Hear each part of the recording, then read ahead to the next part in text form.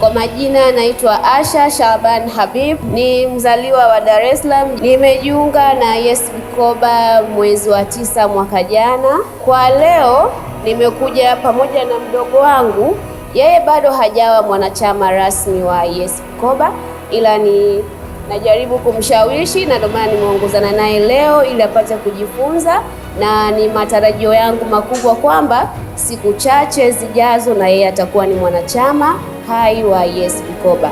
Kwa uchache nimefanikiwa kupata mkopo na kuniwezesha katika biashara zangu. Mimi ni mmiliki wa duka la vipodozi na husika pia na biashara za kifedha kwa maana wakala wa Tigo, ni Mixx by Yas, nadhani Airtel na mitandao mingine ya kifedha.